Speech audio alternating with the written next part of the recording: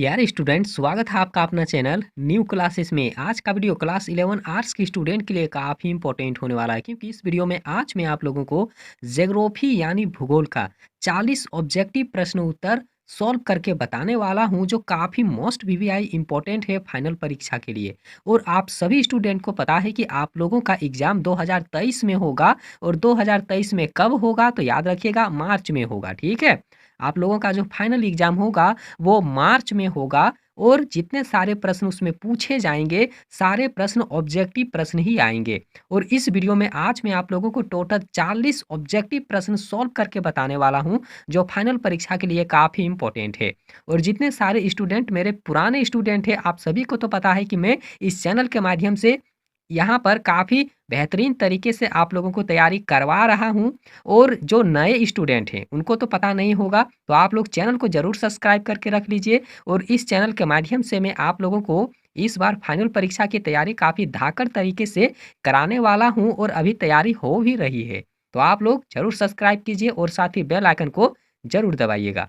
और काफ़ी सारे स्टूडेंट का कमेंट था कि सर आप सेट 4 का वीडियो ला दीजिए। ठीक है, और इनसे पहले मैंने सेट 1, सेट 2 और सेट 3 का वीडियो अपलोड किया है। अगर आप नहीं देखे हैं तो नीचे डिस्क्रिप्शन में उसका लिंक दिया हुआ है, वहाँ पर जा कर के आप लोग देखें। काफ़ी सारा वीडियो है, ठीक है।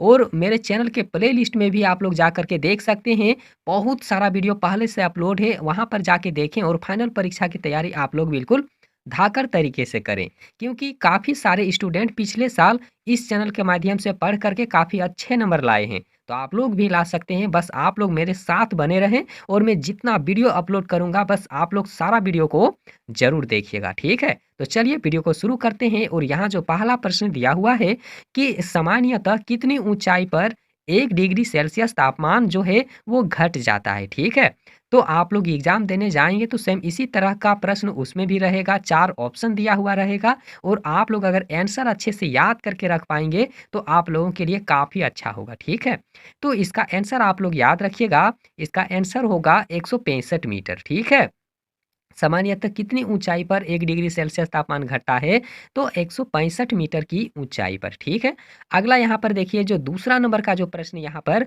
दिया हुआ है। ठीक है, कि लवणता को प्रति समुद्र तल में घुले हुए नमक, ठीक है, घुले हुए नमक की मात्रा में व्यक्त किया जाता है, तो इसका राइट आंसर होगा 1000 ग्राम। कितना होगा, तो 1000 ग्राम होगा। ठीक है, अगला प्रश्न देख लीजिए, तिब्बत में ब्रह्मपुत्र को किस नाम से जाना जाता है, तो उसे सांगपो के नाम से जाना जाता है। ठीक है, अगला प्रश्न देख लीजिए, उत्तर भारत में ग्रीष्म काल में तेज गति से चलने वाली गर्म हवा को क्या कहा जाता है, तो उसे लू कहा जाता है। ठीक है, अगला प्रश्न यहाँ पर देखिए, जो 5 नंबर का प्रश्न है और काफी मोस्ट वीवीआई इंपॉर्टेंट प्रश्न है। ठीक है, किस नदी को बिहार का शोक कहा जाता है। ठीक है, किस नदी को बिहार का शोक कहा जाता है, तो आप लोग आंसर याद रखिएगा, कोसी नदी होगा। ठीक है, अगला प्रश्न यहाँ पर देखिए, जो 6 नंबर का प्रश्न यहाँ पर दिया हुआ है। ठीक है, कि प्रोजेक्ट टाइगर निम्नलिखित में से किस उद्देश्य से शुरू किया गया था। ठीक है, तो इसका राइट आंसर होगा बाघ को शिकार से बचाने के लिए, मतलब बी ऑप्शन बिल्कुल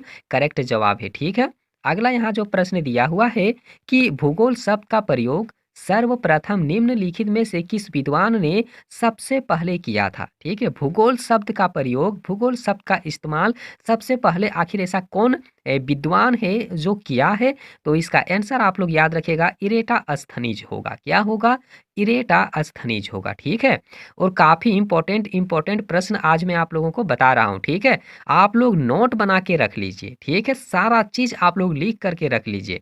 उसके बाद आप लोग देखिएगा एग्जाम में कितना प्रश्न यहाँ से भिड़ने वाला है। ठीक है, 8 नंबर का प्रश्न में आप लोग ध्यान दीजिए, जो 8 नंबर का प्रश्न दिया हुआ है कि पृथ्वी की उत्पत्ति लगभग कितने वर्ष पूर्व हुई थी। ठीक है, पृथ्वी की उत्पत्ति लगभग कितने वर्ष पूर्व हुई थी, तो इसमें देख लीजिए 4 ऑप्शन दिया हुआ है। ठीक है, तो इसका राइट आंसर यहाँ पर होगा 10 अरब वर्ष पहले। ठीक है, बी नंबर ऑप्शन जो है बिल्कुल इसका सही जवाब है।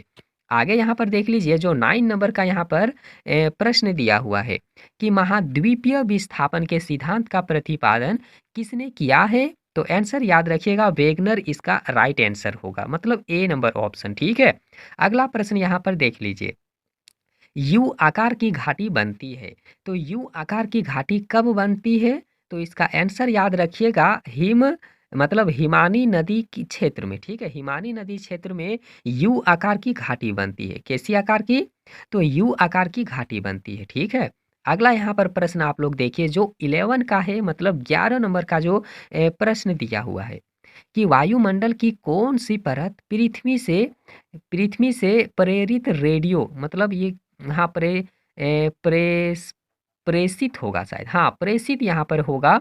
तो प्रेषित रेडियो तरंगों को परावर्तित कर पुनः वापस कर पृथ्वी तट पर लौटाती है, मतलब लौटाती है, ठीक है? तो इसका जो राइट आंसर होगा ना, इसका राइट आंसर आप लोग याद रखिएगा आयन मंडल होगा। क्या होगा? तो आयन मंडल होगा, ठीक है? अगला यहाँ जो प्रश्न दिया हुआ है, जो 12 नंबर का प्रश्न है कि निम्नांकित में से कौन-सी चट्टान अवसादी नहीं है? यहाँ पर थोड़ा ध्यान दीजिएगा, अवसादी चट्टान नहीं है, ठीक है?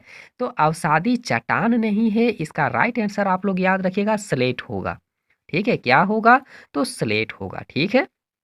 आगे यहाँ पर देखिए जो 13 नंबर का जो प्रश्न दिया हुआ है कि क्षेत्रफल की दृष्टि से विश्व में भारत का स्थान कितना है? क्षेत्रफल की दृष्टि से यहाँ पर पूछ रहा है, तो क्षेत्रफल की दृष्टि से भारत का स्थान कितना है? तो 7वां होगा। कितना है? तो 7वां होगा, ठीक है? अगला यहाँ पर प्रश्न देखिए जो 14 नंबर का जो यहाँ पर प्रश्न यहाँ पर दिख रहा है कि भारत में किस प्रकार की जलवायु पाई जाती है? भारत में किस प्रकार की जलवायु पाई जाती है? तो याद रखिएगा उष्ण मानसूनी जलवायु पाई जाती है यहाँ पर, ठीक है? अगला यहाँ पर प्रश्न देखिए, कपास की मिट्टी किसे कहा जाता है? ठीक है? तो कपास की मिट्टी किसे कहा जाता है? तो काली मिट्टी को ही कपास की मिट्टी कहा जाता है, ठीक है? अगला प्रश्न यहाँ पर देख लीजिए, उत्तर पूर्वी मानसून से सबसे अधिक वर्षा प्राप्त करने वाला जो राज्य है, आखिर वह कौन-सा राज्य है? ठीक है? तो उस राज्य का नाम है, आप लोग याद रखिएगा, तमिलनाडु होगा। क्या होगा? तो तमिलनाडु होगा, ठीक है? अगला यहाँ जो प्रश्न है यहाँ पर दिया हुआ है 17 नंबर का जो प्रश्न है, ठीक है? कि निम्नलिखित में से कौन-सा विषय कालिक संश्लेषण करता है? ठीक है? काल को बताता है, ठीक है? काल मतलब क्या होता है? जैसे कि वर्तमान काल, जैसे कि भूतकाल, जैसे कि भविष्य काल, इस तरह से काल का विश्लेषण करता है, मतलब काल के बारे में बताता है, ठीक है? तो इसका राइट आंसर क्या होगा? तो इसका राइट आंसर क्या होगा? आप लोग याद रखिएगा, भूगोल होगा। क्या होगा? तो भूगोल होगा, ठीक है? जो काल के बारे में बताता है। अगला यहाँ पर प्रश्न देखिए, जो यहाँ पर 18 नंबर का जो प्रश्न दिया हुआ है, ठीक है? कि इनमें से कौन भूकंप केंद्र के उद्गम का उद्योतक है, ठीक है? यहाँ पर 4 अक्षर दिया हुआ है, ई है, एफ है, पी है और यहाँ पर देखिए एस दिया हुआ है, ठीक है? तो यहाँ पर बताना है कि भूकंप केंद्र के उद्गम का उद्योतक है, तो आखिर कौन वाला है, ठीक है? तो इसका आंसर याद रखिएगा एफ होगा। क्या होगा? तो एफ होगा, ठीक है? अगला यहाँ पर प्रश्न देखिए, जो 19 नंबर का जो यहाँ पर प्रश्न दिया हुआ है कि चट्टानों का टूटकर अपने स्थानों पर ही पड़े रहना आखिर क्या कहलाता है? देखिए, चट्टान जो होता है वो टूट जाता है, ठीक है? और टूट करके अपने ही स्थान में गिरा हुआ रहता है, ठीक है? तो उसे आखिर हम लोग क्या कहेंगे? तो उसे हम लोग क्या कहेंगे? तो उसे कहा जाता है अनावृत्तीकरण। क्या कहा जाता है? तो अनावृत्तीकरण कहा जाता है, ठीक है? अगला प्रश्न देखिए, जो यहाँ पर 20 नंबर का प्रश्न दिया हुआ है और वीडियो काफ़ी लंबा है, लेकिन आप लोग देख लीजिएगा तो परीक्षा में फोड़ देंगे आप लोग, ठीक है? आप लोग ये मत सोचिए कि यहाँ से एग्ज़ाम में प्रश्न नहीं आएगा। आप लोग याद करके देख लीजिए, जितने सारे स्टूडेंट अगर धैर्य रख करके आप लोग मेरे वीडियो को देखते हैं, तो आप लोग एग्ज़ाम में अच्छे नंबर लाएँगे, ठीक है? क्योंकि आप लोग वीडियो को पूरा से पूरा देख लीजिए और उसके बाद आप लोग देखिए, पढ़ने की ज़रूरत ही नहीं पड़ेगा, ठीक है? यहाँ जो देख लीजिए, यहाँ जो 20 नंबर का प्रश्न दिया हुआ है कि हिमालय किस प्रकार का पर्वत है, ठीक है? हिमालय किस प्रकार का पर्वत है? तो आप लोग याद रखिएगा, भ्रंशारथ पर्वत है। कैसा है? तो भ्रंशारथ पर्वत है, ठीक है? जो यहाँ पर डी नंबर ऑप्शन है, इसका करेक्ट जवाब है। आगे यहाँ पर देखिए, जो 21 नंबर का प्रश्न दिया हुआ है कि निम्नलिखित में से पृथ्वी के किस भाग में घनत्व सर्वाधिक होता है, ठीक है? निम्नलिखित में से पृथ्वी के किस भाग में घनत्व सर्वाधिक होता है? तो इसका जो राइट आंसर होगा, ठीक है? राइट आंसर होगा आंतरिक क्रोड। क्या होगा? तो आंतरिक क्रोड होगा, ठीक है। अगला प्रश्न यहाँ पर देख लीजिए कि सागरीय अध स्थल विस्तार सिद्धांत की व्याख्या करते हुए हेस ने निम्न में से किस अवधारणा पर विचार नहीं किया है, ठीक है। तो यहाँ पर देखिए काफी बड़ा बड़ा 4 ऑप्शन दिया हुआ है, ठीक है। तो इसका आंसर आप लोग याद रखिएगा, इसका आंसर होगा कि विभिन्न महाद्वीपों में जीवाश्मों का वितरण, ठीक है।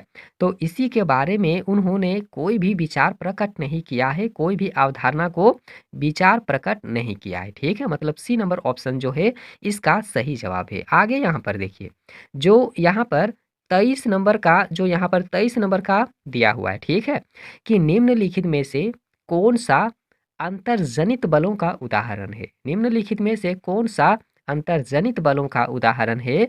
तो इसका आंसर होगा ज्वालामुखी। क्या होगा? तो ज्वालामुखी होगा, ठीक है। अगला प्रश्न यहाँ पर देख लीजिए कि निम्नलिखित में से या फिर निम्न में से कौन-सा व्यक्तव लेपिज शब्द को परिभाषित करता है, ठीक है।